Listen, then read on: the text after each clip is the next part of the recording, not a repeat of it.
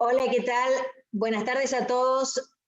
Había dicho que no tenía nada que decir, le había comentado a los profesores, pero aprovecho para comentarles que mañana miércoles, no sé si lo han visto en las redes, van a tener la oportunidad de escuchar al doctor Sergio Moragues, al doctor Horacio Carrizo y al concejal Gustavo Mandará, que es de Bahía Blanca, en un evento organizado por el Foro de Abogados de San Juan y la Asociación de Abogados de San Martín. Si todavía no lo han visto en las redes, bueno, en nuestro Facebook, en nuestro Twitter, en nuestro Instagram está. Búsquenlo, supongo que también debe estar en el campito. Y por supuesto en la Asociación de Abogados de San Martín y en el Foro de Abogados de San Juan. Van a hablar sobre diseño de políticas públicas de fauna urbana, la ley 2190, críticas e inaplicabilidad, que es la ley de San Juan y justamente un tema importante, y compromiso y diálogo, la actuación práctica para resolver problemas. Creo que es interesantísimo, es mañana miércoles 19 de mayo a las 19 horas. Por Zoom con inscripción previa. Y también se transmite por Facebook Live de la Asociación de Abogados de San Martín. Creo que es muy interesante y no se lo pierdan. Una sola cosa más, si alguno todavía por cualquier eventualidad no tiene el Drive, avísenos y lo ponemos nuevamente.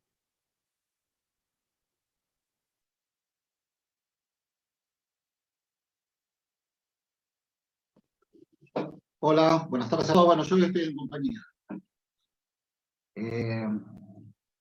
Buenas tardes, bienvenidos. Buenas. Es difícil empezar el tema hoy. Hola Rita, hola Mauricio, debes estar por ahí también. Andamos todos. ¿Cómo les va? Ayer Buenas tardes.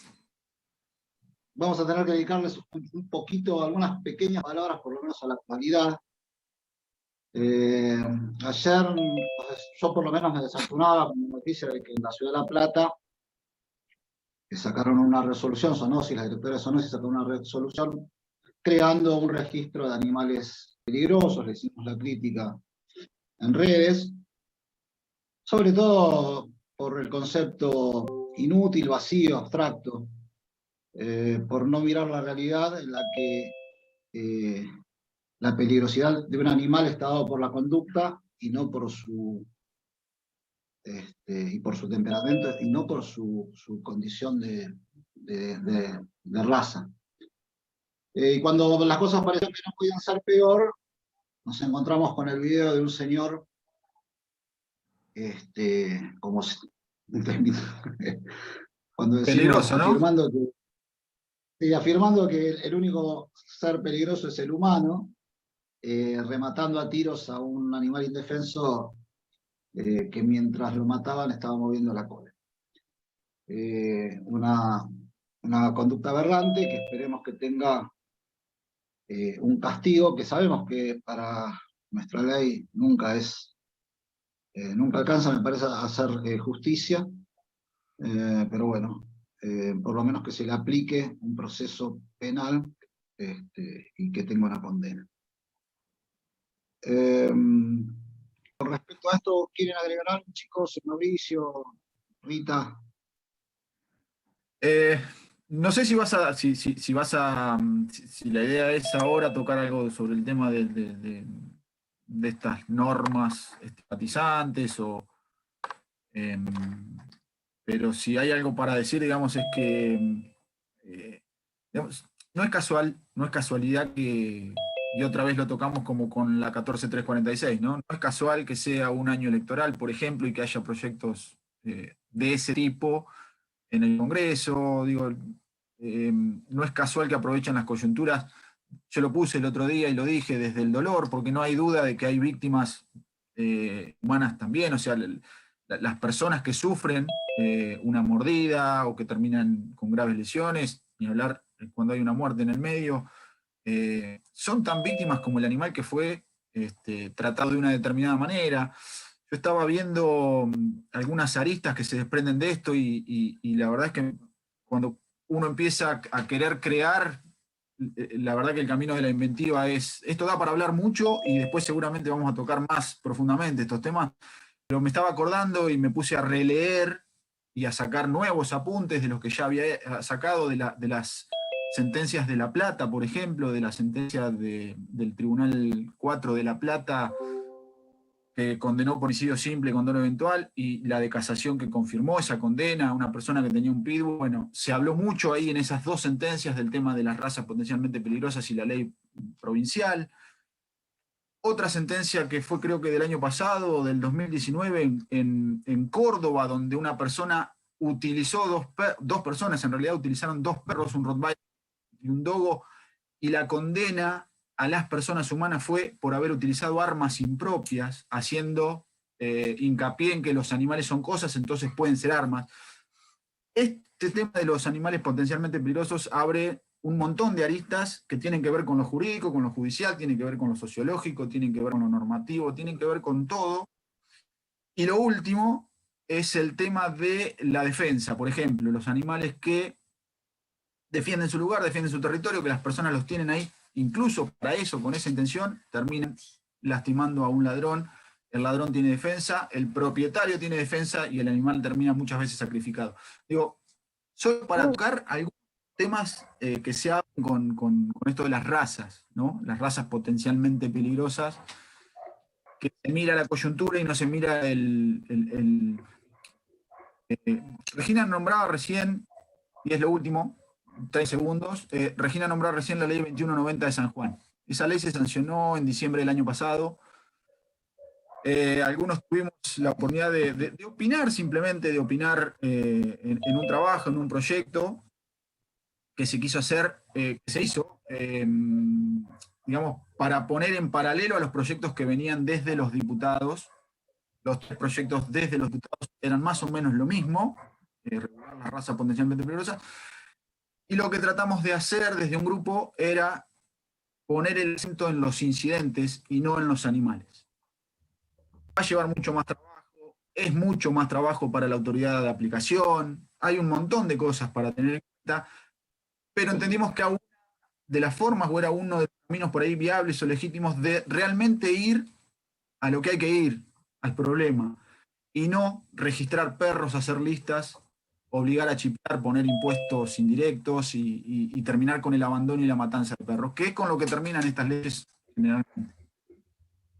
Correcto. Sí, agrego alguna cosita, que no me parece menor que esto sea algo regional, como un avance regional sobre legislación. En Uruguay estamos viviendo más o menos lo mismo, con un nuevo proyecto de ley que prohíbe 16 razas de perros Y es un proyecto que, si bien no estipula la eutanasia, indirectamente lo termina haciendo y termina acrecentando el problema porque, si bien por un lado prohíbe la venta y la reproducción, algo con lo que yo particularmente no me opongo, porque sean de raza o no sean de raza, creo que la esterilización es uno de los caminos a abordar, pero sí trabaja sobre el confinamiento eterno, el confinamiento para siempre de los animales que estén tipificados como PPP, como perros potencialmente peligrosos.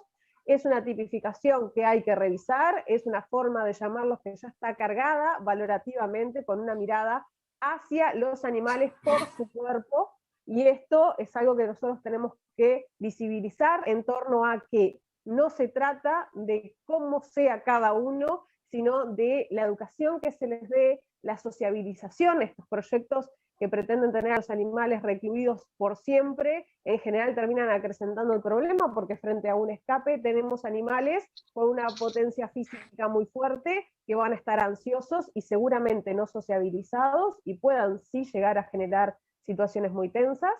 Es un proyecto que además para Uruguay prevé que si se encuentran estos animales en la vía pública, el Estado los pueda tener recluidos por siempre, vaya uno a saber bajo qué condiciones, y creo, me atrevo a decir que está fuera de contexto también, porque esta tipificación de PPP y toda esta legislación que se ha aplicado en otros lugares del mundo, hoy está en retroceso. Hay sobrados estudios que han puesto los resultados de esta clase de estrategias blanco sobre negro, y no ha decrecido la incidencia en mordidas, en ataques o en muerte causada por la negligencia humana en el cuidado de los perros.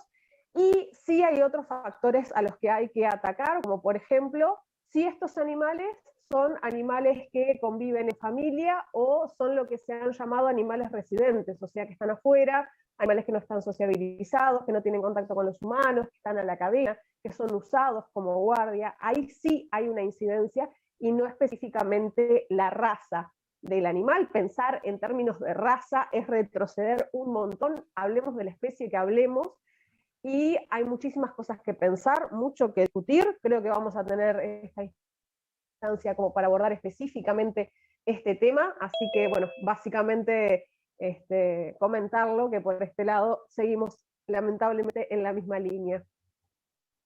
Buenísimo. Bueno, un poco la propuesta que tenemos para hacer es, con respecto a este tema, el martes que viene es 25 de mayo y no íbamos a tener clases, pero la propuesta que queremos hacerle a todos los que están acá, incluso la idea es poder hacer un conversatorio que podamos, aprovechando también un poco la fecha, incluso una fecha que nos convoca a todos como miembros de la patria, y los animales también lo son, hacer un conversatorio dedicado exclusivamente a este tema y poder ampliar un poco lo que tanto Rita como Mauricio han ido esbozando a grandes rasgos, poder profundizar en el tema. También como una forma de reflexión y de activismo. En este caso sí, vamos a salir un poco académico y plantarnos desde el lugar de la necesidad de activar, ¿no? De poder plantarnos frente a soluciones que se nos proponen de manera verticalista, de manera perentoria, y que fragmentan los problemas, y que cuando hacemos referencia a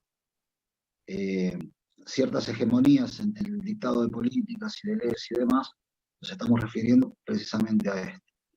Tenemos mucho para decir, me parece que el diálogo estaría bueno, y si no nos convan al diálogo, igual no podemos silenciarnos, y la idea es esa, es presentar nuestra voz, presentar lo que conocemos del tema, lo que estudiamos del tema, y cómo vemos los problemas, y cuáles podrían ser los abordajes que hagan posible llegar a soluciones, y no a meras políticas que prácticamente son declamatorias. Una de las penas, de lo que da pena de estas situaciones, es que se gastan dinero, se gastan esfuerzos, se logran esfuerzos atrás de soluciones que ya están demostradas que no funcionan. Así que bueno, ya lo vamos a contar, no sé, después Regina hará la invitación en el Drive y demás, pero en principio sepan todos que el 25 de mayo nos volvemos a juntar, pero para hablar justamente de este tema en clave de conversación. Dicho esto, avisos parroquiales, volvemos al tema que me parece que es central y que de alguna manera le da marco a esta misma discusión que arrancamos la semana pasada sobre el concepto de tenencia responsable. ¿Y cuáles son? Hoy a lo que nos vamos a dedicar es a qué tipo de herramientas utiliza un plan de tenencia responsable.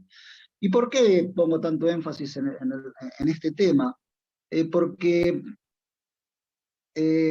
volviendo a referirme a la hegemonía en la producción de políticas, es central este concepto en todas las políticas y en toda la legislación que se está imponiendo en América Latina. Entonces me parece que en lugar de encarar el deber ser, lo que debería ser para nosotros una política, que lo dejamos en todo caso para la próxima, me parece que vale la pena hacer el estudio de qué es, de lo que hoy se nos presenta como verdad, de lo que se nos representa como herramientas a ser utilizadas y que vamos a encontrar y encontramos en todas las legislaciones.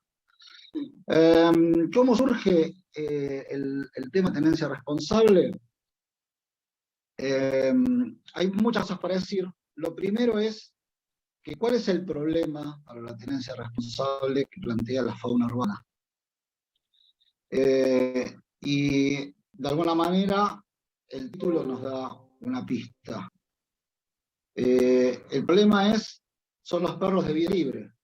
Son los perros que están en situación de calle, que no tienen un tenedor responsable, o son aquellos que teniéndolo pueden deambular, se les permite deambular por las calles. Vamos a hablar no en términos como lo presenta el concepto mismo. Creo que es ocioso decir que nosotros no estamos a favor de un concepto de tenencia, que los animales no son cosas, pero vamos a bajar la teoría de la tenencia responsable tal como está presentada en la literatura de tenencia responsable. Los animales son cosas, y de este mismo concepto de que el problema son los perros de vida libre, creo yo que surge el concepto de sobrepoblación. El concepto de sobrepoblación se le aplica a los animales, se dice que hay sobrepoblación cuando la cantidad de hogares disponibles es inferior a la cantidad de animales que existen en un territorio determinado. Con lo cual, la existencia de perros de vida libre, perros que están en situación de calle, estaría indicando que existe un problema de sobrepoblación. Al tema del especismo que implica este abordaje, ya nos hemos referido. Me interrumpen cuando quieren, Rita, Mauricio, para hacer el aporte que les parezca pertinente. Impecable. Y entonces, ¿cómo ve? Se me está por caer otra vez el teléfono, malditos chicos. Perdón. Bueno, aprovecho entonces, y ya que se te corta, meto bocadillo. Sí, por favor. Específicamente sobre la terminología, que fue algo que había quedado como medio colgado del encuentro pasado, ¿no? Esta terminología que tendemos a utilizar todos, que es la de tenencia responsable, que proviene justamente de un marco antropocéntrico, especista, y que en cierta medida trata al resto de los animales como objetos de tenencia, o sea, también de compra, venta, de reproducción, y aquellos en los que podrían estar avalados los que si rompen, tiran, y sin ningún tipo de problema. Acá estamos hablando de animales como propiedad privada, como cosas. En ese marco, y a medida en que en mi país, en Uruguay, existía una ley de bienestar animal hasta el 2015, que se transformó en una ley de bienestar animal y tenencia responsable cuando se dio un cambio de ministerio y empezó a estar a cargo del Ministerio de Ganadería, algo que no es casualidad tampoco, esta terminología asociada a un ministerio que utiliza los cuerpos de los animales como producto. Desde nuestra ONG, la ONG Trato Ético Animal, acuñamos un término que empezamos a divulgar en diferentes encuentros políticos, que es el de convivencia responsable, y es una terminología que a mí me gustaría explicarla un poquito brevemente, que tiene que ver con otro enfoque, cómo reenfocar este vínculo que tenemos con los demás animales, y que también va de la mano con el empezar a entender a los demás animales como agentes sociales, como aquellos que tienen una existencia en nuestra sociedad y que son agentes porque tienen intencionalidad y deseos, y al mismo tiempo porque son parte de nuestra vida social, ¿no? Recogiendo también un poco las ideas desarrolladas por Donald Nikimblica en Zoopris, en el cual se cambia esta mirada de los animales y se los considera dentro de la sociedad. Ahí la convivencia responsable toma otro corte, tiene la virtud de este concepto de ser fonéticamente similar al de tenencia, pero conceptualmente implica la convivencia con otro, y ese otro puede ser un animal humano o no humano. ¿Cómo convivo responsablemente? Primero haciéndome cargo de mis responsabilidades como tutor, ¿no? Nunca como tenedor, nunca como dueño, nunca como amo, sino como tutor, como aquel que está a cargo de alguien que es su responsabilidad. Y eso implica ser responsable sobre los cuerpos de estos seres que están bajo nuestro cargo, de su vida, de su integridad, de su dignidad, y también de cómo ellos pueden llegar a afectar a otros. Entonces el concepto de tenencia responsable queda obsoleto porque el de convivencia responsable es bastante eficiente al tener en cuenta cómo los animales deben vivir en sociedad y a su vez cómo nosotros debemos hacer para que ellos convivan con otros animales humanos que no tienen ninguna intención de convivir con perros, gatos, caballos o lo que sea. Porque también ahí hay una responsabilidad. No todos eligen convivir con estos animales ni tener interacciones en la vía pública, y ahí hay responsabilidades humanas. Cuando salimos con nuestros perros, cuando salimos, a la hora del paseo, lo que implica el cuidar sus cuerpos, por ejemplo, subir con correas, y no por el otro solamente, sino por el propio animal, ahí hay responsabilidad. Logramos en algún momento que este término se divulgue, y tuvimos, creo que, un pequeño avance en una legislación del Departamento de Montevideo, que es un decreto municipal que se titula de convivencia responsable, que, bueno, quedó simplemente en el título. Esa es la realidad. Se tituló de convivencia responsable, pero su contenido siguió siendo un contenido de tenencia.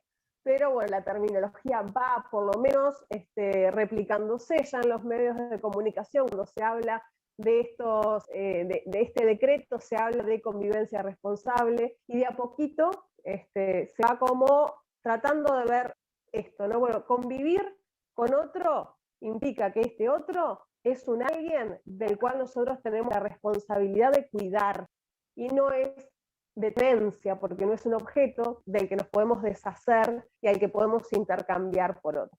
Un poco agregar esto en cuanto a la mirada de trabajo, bueno, por lo menos desde la cual uno pretende que podamos seguir avanzando, que las legislaciones se puedan empezar a acomodar un poco por este lado. Perfecto. Bueno, a mí me toca el concepto de tenencia responsable, explicar lo que es de alguna manera, y parece interesante la mirada de incorporarlo como un otro, porque en realidad el concepto de tenencia tiene que ver no solamente con considerar una cosa, sino una cosa en particular, y en general una cosa peligrosa o una cosa molesta. De este lugar se los considera molestia en la calle, ya sea por los ladridos, ya sea por el ruido persistente, ya sea por el comportamiento social que tienen, la preocupación que existe en una mirada netamente biológica de animales que son vectores, que pueden ser vectores de enfermedades, pueden constituir una amenaza, y mirando un poco la literatura, mucha literatura, me llamaba la atención un autor que decía que se le suma a todo lo que son los animales la preocupación de que las mascotas puedan en un momento determinado amenazar, herir o matar niños o adultos, como si esto fuese algo tan corriente, digamos, ¿no? Que pudiese determinar toda una situación. Es como que desde el concepto de tenencia responsable, me parece que es una de las diferencias que tienen con el movimiento de los derechos animales, es que tratan de hacer una intervención desde el defecto y nunca desde la virtud. Se minimizan las virtudes en función, y se agrandan los defectos para lograr determinados resultados. Y agregan comportamientos como morder, perseguir o morder personas, ladrar o romper bolsas de basura, que es un problema que no se entiende como de salud pública, y este tipo de cuestiones. Pero la visión puesta en el animal como una molestia. El concepto surge de alguna manera y elaborado por los mismos expertos que reconocen que sus intervenciones anteriores, que implicaban lisa y llanamente la eliminación física de la mayor cantidad de animales posibles, había fracasado. Se empieza a hablar de esto a principios del año 2000, en el año 2003, se hace en Río de Janeiro una reunión de expertos convocada por la Organización Panamericana de la Salud, y estos mismos expertos convocados reconocen que la eliminación, la captura y la eliminación física de animales no es un método de control eficiente desde el punto de vista técnico, por varios motivos que podemos mencionar, tampoco es económico ni ético. Y además está reñido con las nuevas tendencias en el ámbito mundial. Sin embargo, a pesar de la contundencia de esta declaración, no se elimina no se termina con la eliminación física como método, sino que en realidad se la pone como una opción obligatoria dentro de un marco, de un menú más amplio de opciones. Pero paralelamente se determina que la relación humano-animal es un factor de riesgo en cuanto no hay un tenedor responsable. Entonces todos los esfuerzos se dirigen a un concepto, la puesta en práctica de programas que intenten desarrollar la responsabilidad de los dueños de mascotas. Sigo usando terminología propia de ese encuentro, tratando de involucrar a los actores sociales, todos los actores sociales y políticos, para conseguir una disminución de la presencia de perros sin supervisión en las calles y la reducción efectiva de transmisión de enfermedades zoonóticas.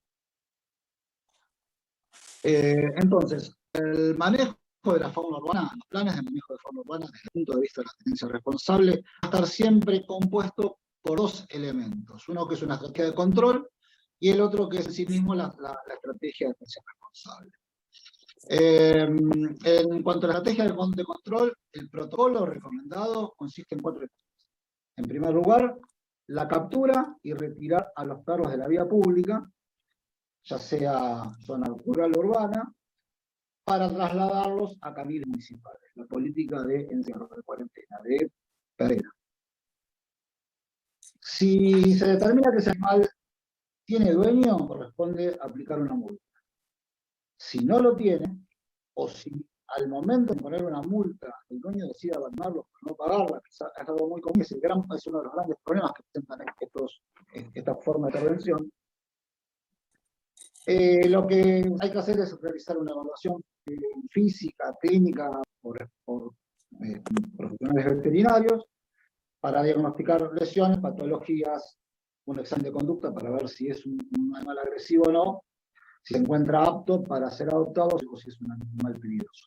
Atrás de todo este concepto ya hemos hablado y hemos visto que en algún caso puede ser fácilmente determinable si un animal presenta una agresividad importante, que puede trabajar, por supuesto, pero muchos de los conceptos son demasiado amplios y demasiado hipotéticos. Si un animal sufre estrés psicológico, también es motivo para el próximo paso.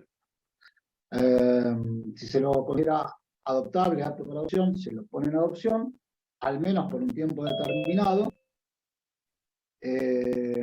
siendo sometido al registro con microchip, siendo esterilizado, siendo desparasitado, siendo vacunado para poder ser entregado en adopción.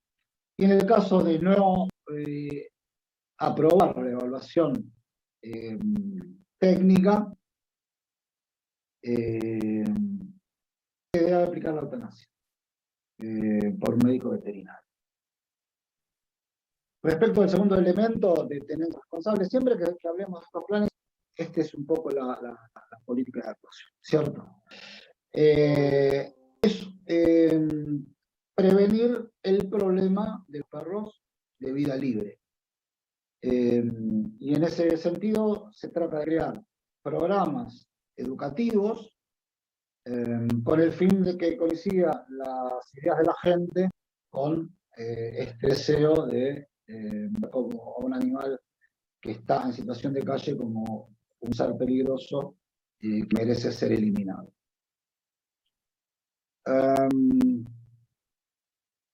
Y por supuesto se pone el énfasis en todo lo que es control, preservación de la salud, protección del medio ambiente y de la seguridad pública. Es un concepto netamente, diría, hasta policía, pues es una técnica de control social a través de multas y castigos que opera sobre personas que evidentemente para los que generan estos planes tienen una falta de sentido común, de raciocinio, de pautas culturales y demás importantes. Y en este sentido no van haciendo que la persona que es absolutamente responsable, que todos sabemos que existe, es el modelo referencial para actuar sobre toda la sociedad, que esa es un poco la crítica, una de las críticas que se le puede hacer a estos planes. Acá en Argentina tiene, por supuesto, esto una bajada. Yo me voy a permitir leer un poco, tomé como marco de referencia un documento de la Subcomisión de Animales de Compañía, que fue elaborado durante el tercer plenario de FEBA, la Asociación Veterinaria Argentina, en el año 2010. Fue un plenario que suelen hacer, y elaboraron todo un programa de 7 pasos que debería cumplirse para tener un programa de tenencia responsable. El primer mecanismo es la identificación y el registro de animales de compañía y del tenedor responsable propietario. Pongamos la mirada en algo y notemos algo. Los sistemas de control, y esto es importante después por el destino que le cabe al animal en situación de calle dentro de esta visión, es no solamente el registro de animales, lo cual podría ser lógico para establecer planes sanitarios y demás. Es exclusivamente el registro de animales y de sus tenedores. Y esto es importante, ¿por qué? Porque en realidad, cuando de los derechos animales estamos hablando de chipeo, lo que tenemos muy claro es que el chipeo sirve para separar al animal que tiene un propietario del animal que no lo tiene. ¿Cuál es la ventaja del animal en situación de calle? La ventaja entre comillas. Al comienzo de la disertación había algunos participantes que hablaban del animal comunitario. ¿Cuál es el animal comunitario? Está prohibido, ya lo vamos a ver en estas técnicas de control. ¿Y cuál es la ventaja que tiene al no haber chipeo? Que cuando hay chipeo, sale la patrulla municipal a hacer la captura que está establecida en estos planes, pasa el chip, y si el animal tiene chip, probablemente o lo lleven para cobrar una multa o se deje. Pero el animal que no tiene chip puede desaparecer sin que nadie lo reclame. Es un elemento de control importantísimo para poder llevar a cabo los planes de la eutanasia, muy entre comillas, que se establecen en estos planes. Los otros elementos son la educación sanitaria, ser responsable. El tercero es el control de la población canina vagabunda. Estoy utilizando terminología y estoy leyendo prácticamente con literalidad lo que establece este documento, que el control de la población tiene que incluir control de la población, de la reproducción, la captura, la manipulación y el retiro de perros de la vía pública, el control del hábitat del perro callejero, y a eso nos referimos después cuando aparecen ordenanzas que prohíben alimentar a perros callejeros, la adopción responsable, la restricción de perros, entendiendo que, y creo que es en general, los perros con capacidad reproductiva, los perros que pueden generar mayores problemas, son los perros a los que se les permite deambular en la calle, porque están mejor alimentados, porque tienen capacidad reproductiva, y además el perro que está sobreviviendo en la calle no tiene capacidad reproductiva y está solamente ocupado la mayor parte de su tiempo a sobrevivir y en alimentarse. Por eso, parte de estos planes es la de restringir el acceso a la alimentación de esos perros.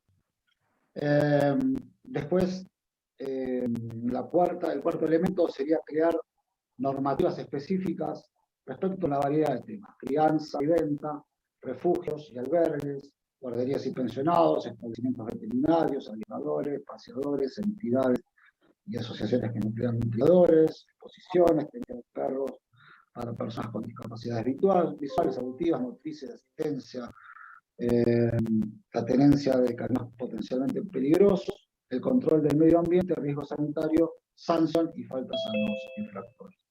Todo un combo en el cual se sigue viendo que gran parte de los problemas que están generados en la fauna urbana, que tienen que ver con criaderos y con descontrolados y con un montón de situaciones que se plantean desde ese lugar, son permitidas, toleradas, no se piensa ni siquiera en la revisión, y a lo sumo tendrán que ser reglamentadas. También hablan de establecer una legislación sobre el bienestar animal, creación de centros de zoonosis y fortalecimiento de los ya creados, y creación de áreas de salud pública veterinaria en los municipios o zoonosis para dar respuesta a problemáticas legales. En cuanto al sistema de registro y de identificación de animales y tenedores, de esto me parece que la idea que tiene que quedar clara es que siempre es un registro de animales y tenedores. No se habla de un registro de animales. El animal de vida libre que no tiene un tenedor responsable no tiene cabida dentro del sistema. Ya veremos por qué. Y tiene algo muy particular este documento, que habla de la necesidad de crear una base de datos centralizada, con soporte electrónico, donde se incluyan los datos del animal y del tenedor, que es primordial para la sociedad organizada. Me encanta el término de la sociedad organizada, me remite a la época de la dictadura, y para tener a toda la población identificada para poder establecer políticas.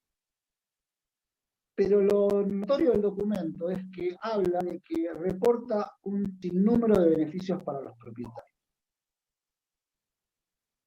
Y esto es importante, porque se habla de un sistema de registro gratuito para los propietarios, pero al mismo tiempo, más adelante lo veremos, se restringe la posibilidad de prestar cualquier tipo de atención veterinaria incluso a los animales que tienen propietarios, cuando estos no pueden pagar. Y es un concepto, el de la gratuidad, ya lo hemos hablado, muy presente. Hay un debate en Tierra del Fuego, un virulento defensor de la matanza de todo tipo de animal foráneo, decía que los refugios son un subsidio a los perros, ¿no? Esto ya lo analizamos, pero es muy común este tipo de pensamiento y este tipo de formación. Y entonces, la gran utilidad se le encuentran al chip. Podemos hablar horas del chip. Ya me parece lo que implica en la posibilidad de vida de los animales sin hogar, o en la posibilidad de estancia de animales sin hogar, creo que ya lo abordamos. El otro tema, y me voy a referir a la experiencia de Ushuaia, de la ciudad de Ushuaia, en Tierra del Fuego, es que tienen este sistema, una ordenanza hecha con estos parámetros rigiendo desde hace por lo menos 15 años, si no más. Y tienen un sistema de chipeo desde hace 15 años, si no más, y tienen miles de animales registrados. Entonces, sirve, dada la extensión de tiempo que estuvo funcionando, para analizar un poco lo que pasó, sobre todo en el tema del chipeo, y de la multa y del control. En primer lugar, tienen una base de datos con miles de perros, y los cuales se dieron altas, pero nunca se dio de baja ninguna. Es decir, 12 o 15 años después, hay animales que están registrados como los que no viven. Hay animales que están registrados como que estaban en el territorio de la ciudad de Ushuaia y ya no viven porque es una ciudad con mucha migración y la gente se vuelve a sus hogares muchas veces, con sus mascotas. A veces los abandonan. Con lo cual, como sistema para determinar políticas, para determinar acciones, no sirve para nada, porque se trabaja sobre cantidades que no existen. Por otro lado, el chip gratuito está asociado a un registro de veredor con la posibilidad de ponerle multas. ¿Esto qué es lo que ha generado? Ushuaia tiene un refugio, ni siquiera es un refugio, en realidad es un zoonosis, con jaulas de zoonosis, con jaulas mínimas donde hay 50 perros viviendo permanentemente, desde hace muchísimos años, en condiciones realmente y francamente espantosas, que están eternizados ahí. Muchos de los cuales están chipeados, muchos de los cuales fueron abandonados por sus dueños al tener que pagar una multa. Es decir, el sistema de multas es un sistema que en general genera más problemas de los que quiere resolver, porque genera mayor abandono que el que pretende resolver. Y por otro lado, tampoco genera un cuello de botella sobre esos mismos animales que no son adoptados. ¿Por qué no son adoptados? Porque esos animales están chipeados. Porque la persona que va a adoptar el zoonosis de Ushuaia tiene que firmar una declaración en la cual se hace cargo de cualquier cosa que le pase al animal y de pagar las multas si ese animal deambula por la calle. ¿Qué hace la gente? Por un lado, muchos eluden el control. Muchos no son castrados porque la condición para ser castrados es ponerles el chip para eludir el control. Y la situación es yo no diría descontrol, pero todo lo que se ha pretendido conseguir no se consiguió. Se aumentó el abandono, se desalentó las opciones y se desalientan las castraciones. Y hay un montón de animales en la calle porque hoy la municipalidad no tiene capacidad de poner más animales, no salen a buscar animales, el sistema está de tal manera colapsado que ni siquiera funcionan. Los funcionarios están resignados a que esos 50 animales que están ahí vivirán por el resto de su vida ahí, no tienen más lugar donde poner otros, estaban generando un nuevo refugio para poner más animales, pero también todos sabemos que esos refugios se llenan en un día y no se vacían nunca en esas condiciones. Entonces, es un sistema que desde la anunciación, cuando uno lee el documento, lo voy a poner a disposición, por supuesto lo voy a subir como venimos subiendo después de cada clase, tanto el PowerPoint como los documentos, que cuando uno lee el documento puede parecer muy lindo, pero en la realidad no funciona. Terminan generando un cuello de botella importante.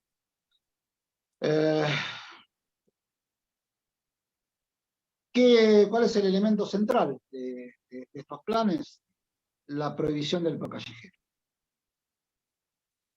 Bueno, ahí te O corto, te interrumpo Dale. 2 segundos para hacer una consideración, un paréntesis con algo que tiene que ver. Dos cuestiones. Por un lado, es lo que los mensajes, los comentarios que están empezando a llegar desde San Juan tienen que ver con esto, pero específicamente con la ley de perros potencialmente peligrosos. Están empezando a ver los abandonos porque la gente no quiere chipear, porque el chipeo, no en todos lados las ordenanzas lo prevén como gratuito, en muchos es expresamente a cargo del propietario, del tenedor o del responsable, pero además no quiere pagar las multas una vez que lo chipee. O sea, ¿cuál es la solución? El perro en la calle. Entonces, ese potencial riesgo, esa potencial peligrosidad que están queriendo contener en las razas, los propios legisladores, los propios políticos, la están empezando a dejar en la calle. Digo, como un agravante a lo de el chipeo en general. Sí, sí. Y otra cosa que empieza a surgir ahora de los comentarios es lo de la tipificación del abandono. Sí, eso lo debatimos en 2019 y ya lo empecé a ver en varios de los que están presentados. Creo que me estoy adelantando a una cuestión que hay que tener cuidado. O sea, podemos estar de acuerdo con la tipificación penal del abandono, hay que ver cómo se tipifica, en qué términos. Bueno, yo no estoy de acuerdo con la tipificación penal del abandono, todos lo saben, mi pensamiento respecto a eso, por muchos motivos cuando llegue el momento, pero en primer lugar porque el que quiere abandonar va a abandonar. Y en general lo que hace la penalización y el chipeo son dos cosas. En la experiencia española, se chipean los perros, el que quiere abandonar lo que hace, le clava un cuchillazo al perro, le arranca el chip y lo abandona. Con mayor peligro para el perro, porque así terminan achados, así terminan con grandes infecciones. En segundo lugar, que en general el que quiere abandonar, si no está chipeado y está expuesto a ser penalizado, lo único que va a hacer es abandonarlo en un lugar más alejado, a la vista de nadie, y en un lugar totalmente desfavorable para la vida de un animal del medio urbano. Entonces, desde ese punto de vista. Y por último, y como si esto fuera poco, y hablando de animal comunitario, una de las herramientas que disponemos mientras se ordena un poco esta cuestión es la existencia de un animal comunitario y de la existencia del método capturar, castrar y soltar. Cuando uno levanta desde el rol de proteccionista, levanta un perro de la calle para llevarlo a castrar, por ejemplo, a vacunar o a desparasitar, se hace tenedor de ese animal. Y pasado ese lapso, si lo deja en el mismo lugar, como establece el método, donde fue encontrado, está cometiendo un delito de abandono. Entonces, desde muchos puntos de vista, y hay que tener en cuenta que en el lugar donde existe la penalización del abandono, es porque existe paralelamente un Estado que le dice al señor, no abandone al animal, tráigamelo a mi perrera. Y si en un mes ese animal nadie se hizo cargo, lo eliminó físicamente. Si tuvo la suerte de salir a una asociación protectora, a un santuario, a conseguir adopción, vivirá. Y es tan paradójica la situación que supongamos que agarran infraganti a una persona abandonando a su animal en estos sistemas, y la persona puede ser que tenga una multa, pero el perro puede ser que caiga en este sistema y un mes después esté muerto. Así que cuidado con eso, por lo menos con el tema del abandono. Después coincido con vos en cuanto, y hoy lo hablaba en una radio, me hicieron un reportaje en la radio de La Plata, y justamente decíamos eso. Hay gente que naturalmente es un conviviente responsable con sus animales, teniendo un animal potencialmente peligroso. El problema lo generan los que los crían, los utilizan como armas, los que los tienen en la calle sueltos para amedrentar a sus vecinos. Bueno, una serie de cuestiones sociales que son muy complicadas y personas muy complicadas. Ahora bien, la realidad es que esa persona que tiene su perro pitbull, que es un amor, que lo educó con amor y que es parte de su familia, no lo va a abandonar. Es más probable que los abandonen los otros. ¿Sí? Entonces lo que vamos a tener es un montón de perros potencialmente peligrosos, y estoy manejando con la lógica con la que se manejan ellos. Si yo creo que hay animales potencialmente peligrosos que hay que tenerlos encerrados, lo que estoy generando es una normativa que va a hacer que los abandonen y los suelten en la calle. Flor de contrasentido. Así que, bueno, seguimos. Con la prohibición del perro callejero. ¿Cómo se prohíbe? A través de fórmulas simples. Copié parte de una ordenanza de la Ciudad de Buenos Aires, artículo 15, el tránsito y la permanencia de los ejemplares en la vía pública y espacios públicos deberá realizarse siempre con las siguientes condiciones: debida identificación, salvaguardando siempre la higiene de terceros. Artículo 19, no podrá transitar o permanecer en el espacio público o privado de acceso público ningún animal doméstico sin su tenedor responsable, permanente o temporario, y se presumirán abandonados aquellos animales domésticos que estando identificados y registrados estén en la calle. Ahí termina de cerrar el círculo de la prohibición. Y estas fórmulas también hay que entenderlas dentro de la lógica en las que se nos proponen, porque uno ve muchas veces colegas proteccionistas que cuando aparecen estas normativas las aplauden, las celebran, y no ven un poco lo que está atrás, ¿no? Que es un poco lo que estamos tratando de alertar. Respecto de la educación en tenencia responsable, este plan que se escribió en el plenario de FEBA, dice que el objetivo es modificar pautas de comportamiento en relación a la tenencia responsable de animales, y hay algo que me da como mucha, yo hasta diría como ternura, que es este párrafo que lo voy a leer textualmente, con respecto a la formación de una élite como hegemónica, como única voz autorizada a tratar un tema. Dice que en una primera etapa los colegios y consejos profesionales organizarán cursos de acreditación con orientación pedagógica dirigidos a veterinarios o médicos veterinarios, los cuales serán los encargados de capacitar a los docentes. Es como si solamente ellos, no se trata de una educación, se trata prácticamente de un adoctrinamiento. No puede haber ninguna voz disonante, discordante, ni que ponga en tela de juicio ese saber oficial y estos manejos oficiales. Y no solo es eso. como la instrucción a las Fuerzas Armadas. Bueno, pero sí, también es interesante cuestionar este rol, ¿no? que se autoadjudica y que además, como sociedad en general, le adjudicamos al veterinario sin poner en perspectiva que el veterinario es al cuerpo del animal lo que el médico es al cuerpo humano. Pero nosotros, los humanos, sabemos que nuestra conducta, nuestras acciones, no se rigen específicamente por cómo esté nuestro cuerpo. Entonces, ¿por qué no pensamos o por qué no incluimos en todo esto a aquel que trabaja sobre la conducta de los animales, al etólogo, ¿no? La voz autorizada del médico veterinario tiene que ser complementada, si no sustituida muchas veces, por el del biólogo y etólogo, especialista en bienestar animal de X especie. Yo esto lo relaciono directamente con otra parte del programa y del plan. que es el plan en sí mismo, necesita desarrollarse de una manera dogmática, sin voces que lo pongan en duda o que lo cuestionen. ¿Por qué pasa esto? Porque, ¿cuál sería el objetivo del plan? Lo voy a leer, porque me parece que es más claro.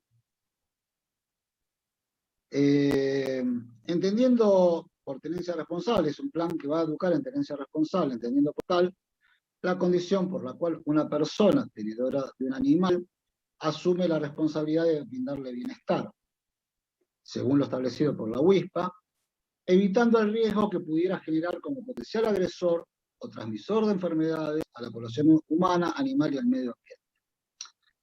¿Qué quiero decir con esto? Que el plan es formatear desde chicos a los chicos en que el animal es una cosa, que el animal es una cosa peligrosa, en que lo único importante es evitar el riesgo que pudiera generar, repito, como potencial agresor o transmisor de enfermedades. Está ausente el concepto de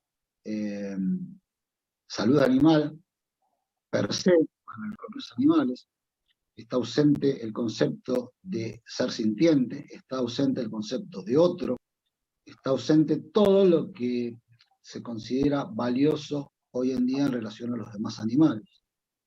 Este es un poco el marco ideológico en el que de los planes que propone este sector. El otro aspecto con respecto al control de la población canina vagabunda.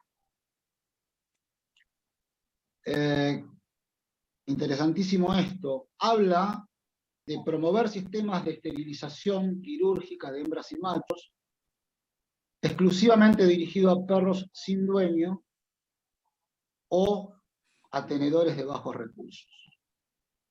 Es una diferencia sustancial que tenemos también con respecto a este plan. Consideran además que es una medida más dentro del control de la población animal, pero no la única herramienta. Yo creo que no es la única herramienta el control reproductivo, pero es la fundamental y principal, y tenemos una discrepancia. Ellos al decir no es la única herramienta, están diciendo al lado tenemos la solución de la matanza, ¿no? Para los que sobran, y nosotros decimos no hay que matarlos. Y ponen una exigencia que también nos vamos a referir porque es profunda, que estas prácticas deben ser realizadas por profesionales veterinarios, con lo cual todos estamos de acuerdo, matriculados, en un ámbito adecuado, en lo cual yo estoy de acuerdo, pero agregan una exigencia y habilitado por él. Y esto ya es mucho más complicado, porque implica una restricción fenomenal a cualquier plan de castración masiva en un territorio tan extendido como la capital federal, o el conurbano bonaerense, o el territorio argentino. No existe suficiente cantidad de quirófanos habilitados para, en cada barrio, como para poder tener efectividad en un plan de castración. Entonces, obviamente que estoy de acuerdo, estamos todos de acuerdo en que debe hacerse en un ámbito adecuado, con protocolos que cuiden la salud de los animales y el campo estéril y demás. Estamos hablando de una intervención quirúrgica mínima, pero una intervención quirúrgica. Pero este elemento de quirófano habilitado es un freno fenomenal que han puesto a la posibilidad de campaña de castración, y con el cual hoy en día piden allanamientos sobre campañas de castración realizadas en distintos ámbitos fuera de quirófanos habilitados, pues no los hay, además, para parar campañas de castración.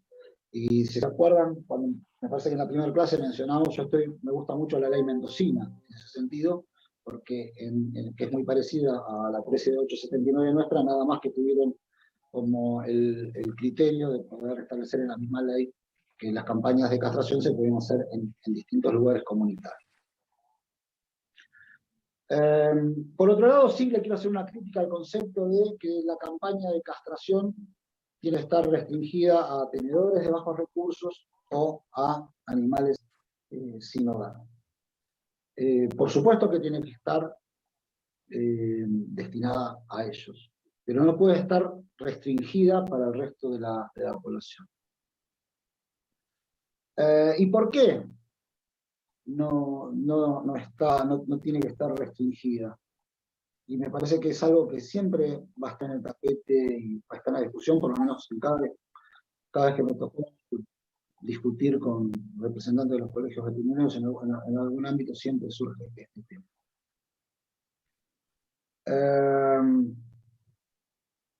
En materia de fauna urbana, lo que se pierde de vista, y lo que estos planes pierden de vista, es que los aspectos determinantes no son los biológicos del animal, sino que los aspectos determinantes son aspectos sociales.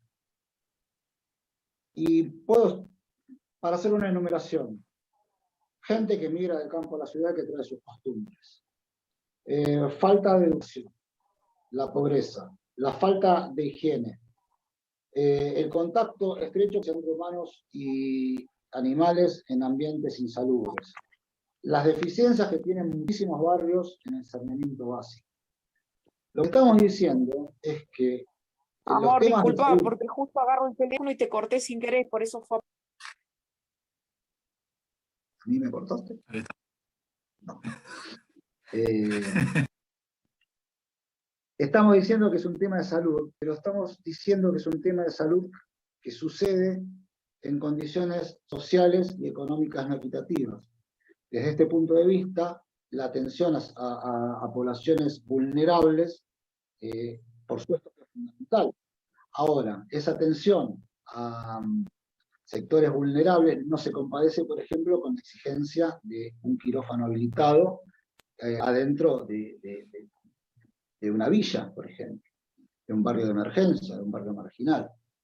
Digo, hay incoherencias que tiene esta postura, no son inocentes, a veces pueden pasar desapercibidas dentro del discurso, pero es nuestro interés remarcarlas y es nuestra obligación remarcarlas. Bueno, nosotros Sergio, vimos en un... Sí. Me parece, sí, dos cositas, me parece que tiene mucho que ver con esto, el hecho de que, a ver, por ejemplo, el colegio, para darle nombre y apellido, tiene directa incidencia porque es parte esencial en la habilitación, por ejemplo, de acuerdo en Provincia de Buenos Aires estoy hablando, ley 10.526, si no me equivoco, además de lucha contra la rabia y demás, es el colegio el que tiene la atribución de participar y habilitar los refugios, los zoonosis, los quirófanos, bueno, un montón de cuestiones. En realidad es el Ministerio de Medio Ambiente, pero siempre con participación del colegio. Con participación del colegio, por eso, siempre el colegio está teniendo su mirada, su voz y su participación muy activa. Y a lo que voy, por ejemplo, en 2019 salió una resolución en Provincia de Buenos Aires que regula o pone el requisito que tiene que cumplir, por ejemplo, los quirófanos móviles. Y son, que creo que me parece tiene vinculación con esto que estabas contando, por ejemplo, para que un municipio tenga, o para que una ONG, si se quiere, pueda tener un quirófano móvil habilitado, está poniendo, son tantas los requisitos técnicos que a veces se hace imposible de cumplir. Y ahí es donde están a veces también las trabas o las posibilidades que abren la posibilidad de la denuncia de parte del colegio, incluso. Sí, claro. O sea, es tan difícil lo que se hace para poder lograr eso y lograr llegar a esas políticas que todos podemos compartir. A ver. Sí, Mauricio, mira, la realidad es que estas regulaciones son, como vos decís, de cumplimiento imposible. Y en realidad, la exigencia de la habilitación, como no deja de ser una barrera de acceso a sectores que no son ellos. Funciona como una barrera de acceso y una falla del mercado. El año pasado hicimos un encuentro, un seminario también de políticas públicas con los doctores de distintos países, y uno de los disertantes era el doctor Zubizarreta, director de zoonosis de San Fernando, y es una persona que cree fervientemente la castración como sistema y que lo llevó adelante y que generó en su municipio un círculo virtuoso. Y lo que nos decía es, San Fernando es el municipio más grande de la provincia de Buenos Aires, vamos a poner un número, tiene 500 kilómetros cuadrados, de los cuales 32 son, están en el continente, digamos, el resto son islas, y que yo no puedo ir a castrar a las islas porque no hay quirófanos habilitados. ¿Para qué voy a tener un quirófano habilitado en una isla para prestar un servicio de castraciones? Entonces, ese es el marco en el que nos movemos, y esa es la racionalidad con la que nos movemos con actores que además dicen defender la salud pública. O sea, lo que estamos poniendo acá, blanco sobre negro, es con qué criterios se supone que defienden la salud pública cuando ponen barreras de acceso a la posibilidad de realizar acciones que tienen incidencia directa sobre la salud. Así que por supuesto, ¿no? Porque además tiene que ver con esto, con estos datos que nosotros, a ver, provincia de Buenos Aires tiene un 60% de población debajo de los límites de pobreza. El 78% de los menores de 18 años en provincia de Buenos Aires viven bajo el límite de la pobreza. Entonces, estos condicionamientos no pueden ser ignorados al momento de formular una política pública o al momento de querer poner una restricción y una barrera de acceso. Por eso se hace importante un concepto que lo traigo, digamos, no lo elaboré yo, por supuesto, que es el de salud pública veterinaria, como tema eminentemente social, que tienen que tener una contemplación y una mirada y un trabajo y un abordaje sobre estos condicionamientos. Y por supuesto que si uno mira estos condicionamientos, las consecuencias de gratuidad y de universalidad como condición sine qua non para encarar las acciones que atañen a la salud pública no pueden faltar. Es irracional pensarlo de otra manera. Lo que se hace cuando se ponen barreras de acceso, cuando se niega el carácter de bien público, por ejemplo, de las castraciones, o que intentan restringirlo a determinadas poblaciones, porque después está la otra barrera de acceso. Si nosotros admitimos que solamente puede ser prestado el servicio a poblaciones de bajos recursos, después viene la otra barrera de acceso. Bueno, se presenta el ciudadano de bajos recursos a la campaña de castración y le dicen, no, perdón, trae un certificado de pobreza, anda a tramitar un certificado de pobreza, algo que me acredite que vos sos pobre, si no, no te doy el servicio. En esas condiciones están operando estos planes, digamos, ¿no? Esto es lo que funciona y lo que sucede en la realidad. Entonces, la realidad es que las situaciones y los problemas a los que nos enfrentamos son de atención perentoria, y la desatención de esas situaciones y de esas cuestiones tiene incidencia sobre el conjunto de la sociedad. Entonces no se puede restringir de ninguna manera. Desde los aspectos teóricos y desde los aspectos técnicos, podemos decir que la clasificación de bienes y servicios en tanto públicos o privados se hace en función de dos criterios. Uno es el de la sustrabilidad y el otro es el de la exclusión. La exclusión significa que solamente quien ha pagado por un servicio tiene acceso a ese bien.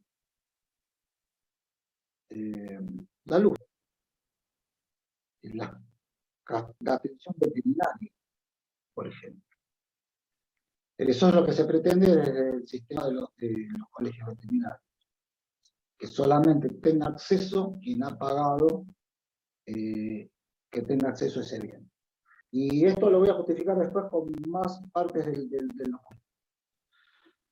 La sustrabilidad a lo que hace referencia es a que el consumo del bien reduce la disponibilidad del mismo para los consumidores. En este sentido, los bienes privados son altamente sustraíbles y excluyentes, mientras que los bienes públicos puros son lo contrario. La castración llevada en un consultorio privado, por un veterinario privado, que a lo mejor tiene interés en hacer 5, 6, 10, y que tiene todo el derecho del mundo en determinar de qué manera quiere trabajar y cómo se quiere ganar la vida, y eso no se lo puede cuestionar a nadie, pero lo que hace es que el bien que está generando en cuanto a poder cubrir una necesidad pública sea altamente sustraíble y altamente excluyente. Y ese carácter hace que los servicios que cubren necesidades de salud no puedan ser privados. Ni siquiera puedan ser delegados exclusivamente a la actividad privada, sencillamente por una cuestión de insuficiencia. Eso lo vemos en cualquier campaña de castración, en cualquier lugar donde hay necesidad de castraciones, que es en cualquier lugar del mundo. Si vamos salimos de lo teórico y vamos a los aspectos que tienen que ver con la realidad, en el ámbito de las grandes ciudades, la oferta veterinaria está restringida solamente a los lugares donde el poder adquisitivo de la población puede pagarlos, donde la demanda justifica la presencia de alguien que abra un veterinario, un consultorio, esté dedicado su tiempo a eso y demás. No encontramos, yo no digo, desde el campito que está en zona rural y que está en el margen de una población rural, creo que tenemos hasta el primer veterinario más cercano, hay por lo menos 8, 10 kilómetros. ¿Dónde están los veterinarios? Sobre la avenida. No están en los barrios donde no hay poder adquisitivo. Y esto no solamente tiene que ver con acciones, tiene que ver con la posibilidad de poder atender a poblaciones de otra manera, no solamente desde la oferta privada. Por otro lado, cualquiera que vive en una ciudad chica sabe que en general los pocos veterinarios que hay, que no son muchos, en general les interesa más trabajar en los campos, trabajar en grandes animales, porque es donde tienen su mayor rentabilidad. Y que muchas veces, cuando tienen un problema a la noche, no encuentran un veterinario. Hay escasez de oferta, no solamente para castraciones, para atender la salud de una población determinada. Entonces, este es un aspecto de la realidad que tiene que ser tomado en cuenta al momento de aceptar alegremente que se establezcan barreras de acceso a la atención veterinaria. Además de esta imposibilidad fáctica, de esta cuestión de hecho que se vive, de esta cuestión de este dato de la realidad, existe otra razón, otros motivos que tienen todavía bastante peso para afirmar el carácter de bien público de los servicios de salud veterinaria. Los bienes privados son aquellos de los cuales se benefician solamente algunos individuos o grupos que pueden pagar por ellos. Esto ya lo dijimos. Pero no son experimentados en la medida necesaria por el resto de la sociedad. Cuando el Estado no se había puesto los pantalones largos y estableció un programa de vacunación antirrábica obligatoria, expedida, gratuita y universal, solamente accedían a la vacuna antirrábica los que podían pagarla a nivel privado. Y lo que experimentaba el resto de la sociedad eran las consecuencias de una falta de política. Eran animales con rabia en la calle. Entonces, estos servicios, vamos a llamarlo de esta manera, que deben ser públicos, que solamente benefician al propietario del animal que recibe la atención médica,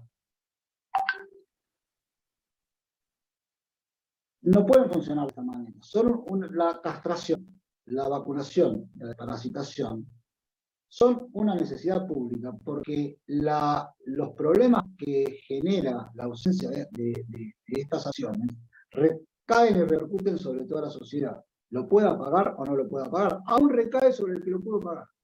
Porque el que pudo pagar la vacuna antrábica para su perro, no está exento de que salga a la calle, si hay rey en la calle, un perro démelo.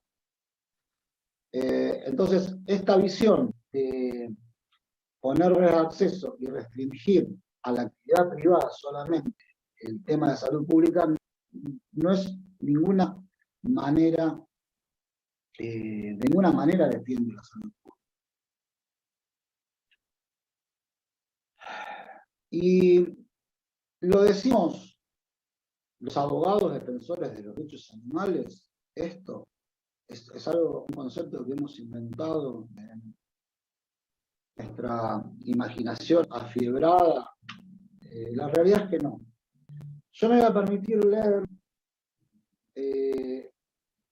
una contribución que hizo un médico veterinario, llamada la Contribución 38, de un documento producido por la Organización Panamericana de la Salud, que hizo un montón de preguntas, un montón de expertos, y él decía,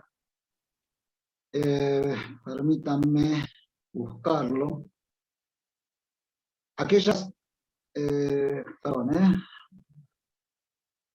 funciones que proveen las herramientas y medios necesarios para la protección de la salud de las personas de un país y de sus animales salvajes y domésticos nunca deben ser privatizadas.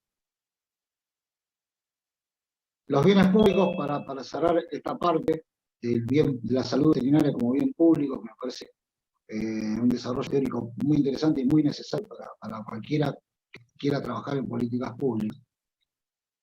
Los bienes públicos son aquellos de los cuales todos se benefician y a nadie se le puede negar el acceso. Y en consecuencia, la gratuidad y la universalidad se justifica en que el beneficiario último de la atención brindada no es la persona que la recibe, sino que es el conjunto de la sociedad. Una política de salud pública puede ser complementada por la oferta privada, pero no puede ser determinada ni puede ser dejada de lado por sus intereses. Eso me parece que es central porque es un tema absolutamente de actualidad, algo que está sucediendo aquí y ahora, en orden a las castraciones y en orden a la atención a la vacunación y a la desparasitación también.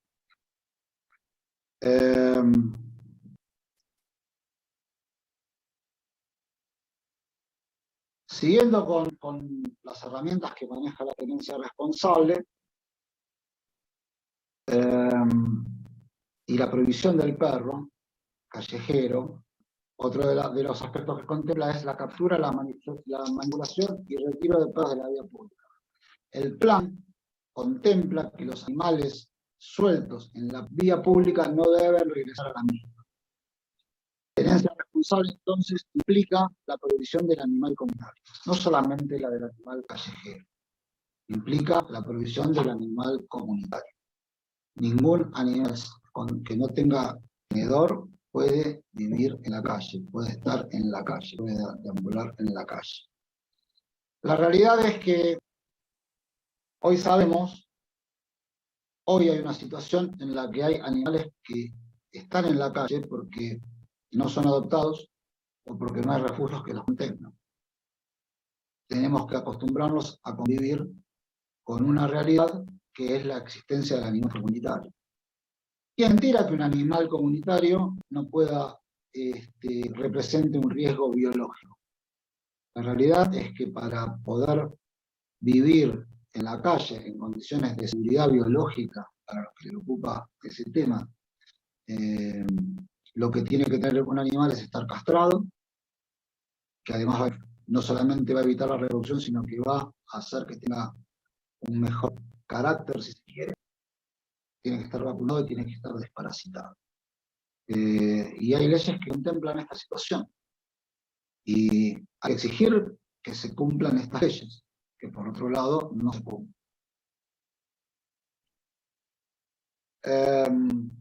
Sigue el plan. Los animales retirados de la calle serán alojados en los centros municipales de control en barreras. Vamos a tratar de resumir un poco. Los cuales deben contar con las condiciones higiénico-sanitarias y de infraestructura básica adecuadas. Esto también me parece importante señalarlo, porque en todo pueblo existe un refugio municipal o algo parecido. En general está ubicado al lado del cementerio y al lado del vertedero de desechos, al lado del basurero. Lo que en sí mismo es toda una definición.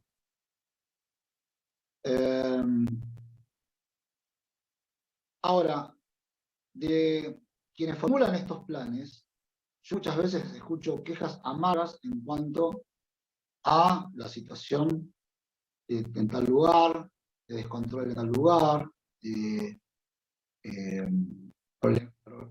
problemas en otro. Nunca he escuchado que nadie desde este sector levante la voz por el incumplimiento de esta medida que tienen escrito en sus documentos de trabajo.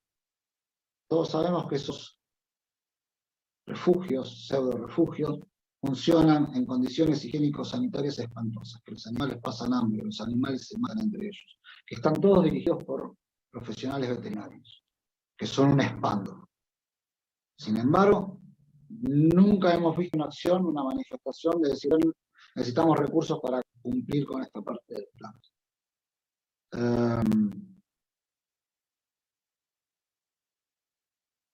Y tiene que ver con esta otra cuestión que está escrita. De no existir ningún sector de la comunidad que se haga cargo de la adopción, se determinará acorde a lo previsto en la normativa vigente y mediante la intervención de un juez de faltas o autoridad competente el procedimiento a seguir con dicho animal, según lo indicado en el manual de técnicas de control canino de la cierra todo, como dijimos en la clase anterior, el concepto de tenencia responsable termina cerrando en un concepto, casi diría, de matanza responsable. Relacionado con lo que dijimos anteriormente. Los animales no pueden volver a la calle. Si no tienen dónde estar, o se mueren donde están, o viven encerrados el resto de su vida, o mueren de acuerdo a la legislación prevista. Y tan restrictivos en nuestro país, y tal es el peligro que corren los animales en nuestro país, los animales de la fauna urbana, que aún en los manuales y en las guías, que los vimos la vez pasada, aquellos que lo hayan leído lo sabrán, y el que no lo hizo, vaya y consulte, que en realidad esos manuales hablan de la matanza como una posibilidad. También hablan de los lugares donde la gente lo acepte, los animales pueden volver a la vida pública y que la existencia del animal comunitario. El menú de opciones es amplio. En nuestro país, por estos decisores de políticas públicas, impulsores de la tenencia responsable, esa posibilidad no existe. En su concepción ideológica, en sus planes de acción, esa posibilidad no existe. Ese es el peligro básico que enfrentan los animales en relación a estos planes. Por último, el control del hábitat del perro callejero, ¿no?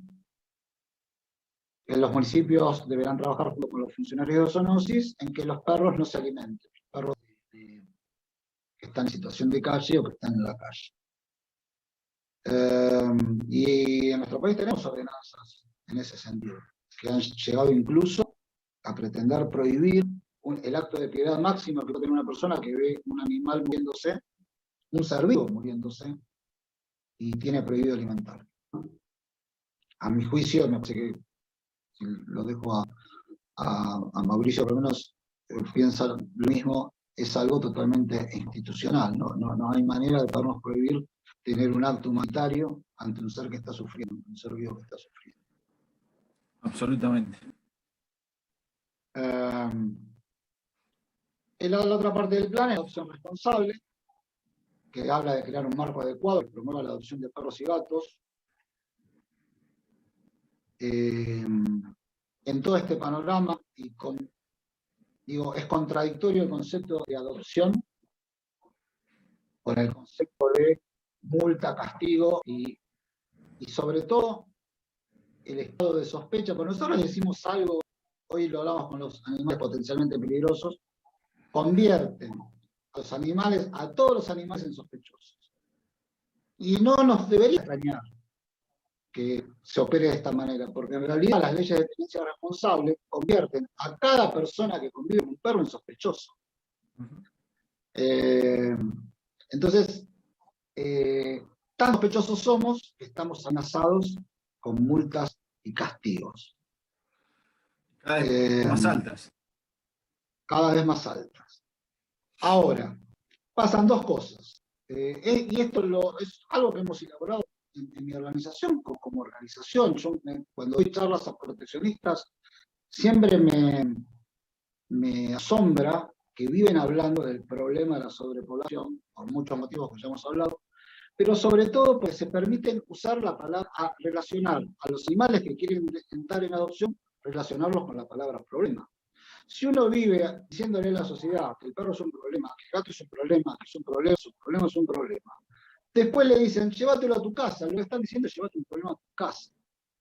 Entonces, cuando no se los ve como un otro, cuando no se los contempla como seres vivos y debo decir, en lo maravilloso que son, también fracasamos en nuestros propios planes de trabajo, tal vez inadvertidamente, tal vez como una consecuencia no deseada, no querida, pero la consecuencia es esa.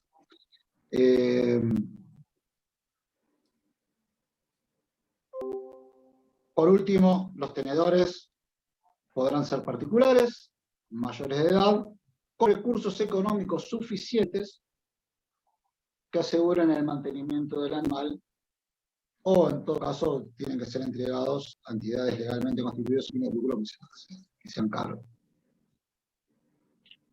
Con respecto a la legislación en tenencia responsable, la única, lo voy a leer porque es bastante brutal el tema, crear el marco regulatorio sobre estos temas, teniendo en cuenta legislaciones vigentes nacionales, provinciales y municipales, y los aportes realizados por los consejos y colegios profesionales veterinarios a través de la presentación de proyectos de ley sobre tenencia responsable de caninos y felinos.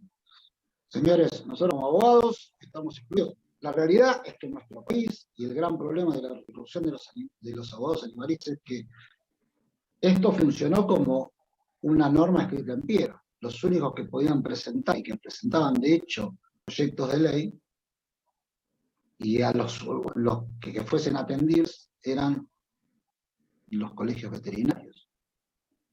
Yo no entiendo por qué